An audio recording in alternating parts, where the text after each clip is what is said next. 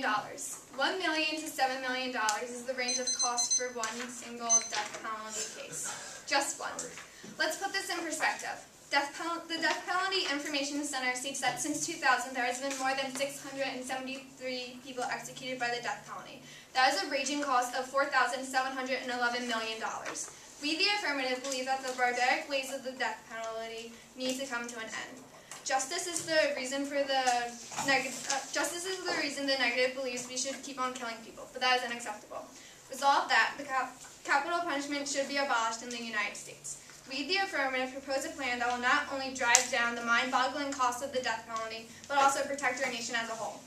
Our plan is to sentence all death row inmates to life in prison and use the leftover money from the death penalty to prevent actual crimes. I miss the stars. You know, I haven't seen the stars in years and years and years. I miss the rain. I miss the food. I miss all these things.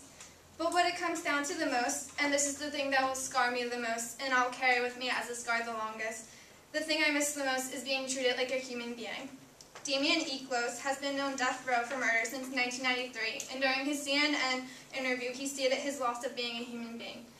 The Death Penalty Information Center states that there are 3,250 death row inmates as of January 1st, 2011. Like Eaklos, many of these inmates are not threatened by death, but by the loss of their humanity.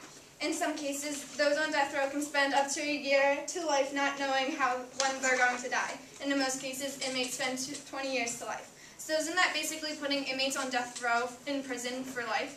For one, the cost of death row versus life in prison is more of a financial burden to our nation. Kenneth Joss of CTU Researcher states that those on death row cost $90,000 more per person than those convicted with life in prison. Not only would the cost be lower than upkeeping all those on death row, life imprisonment can also affect one's psychological thought. Rather than basing the justice for death, life in prison would be equally or even greater alternative to the ways of capital punishment. Those with life in prison would have to suffer with their acts they have done for the rest of their life. Our plan would also set regulations for those who can have parole. We would recommend the states to agree on a set of written regulations and guidelines having the criteria of those who are allowed to have parole and those who may not. For those with parole, once they are admitted, they must be watched carefully by the police officers to make sure their actions are adequate enough to stay in society without being a threat.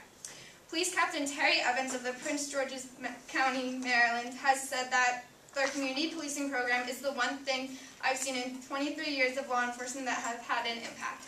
With the cost of being $10 million per year, 23% of their crime has dropped.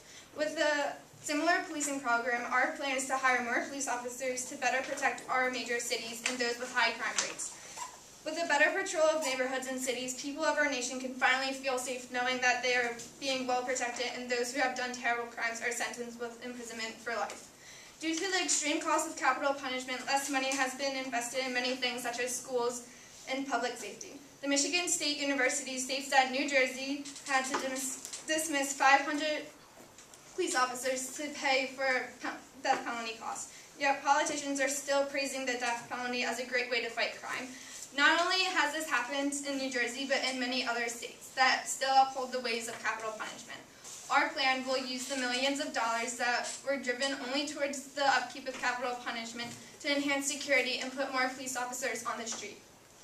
To take a life when a life has been lost is revenge, not justice. Desmond Tutu, a South African activist for human rights, says it all. Taking someone's life for killing is not a deterrent or justice, but murder. The belief of the negative is to kill someone for killing someone to prove that killing is wrong. Where is the morality and justice in that?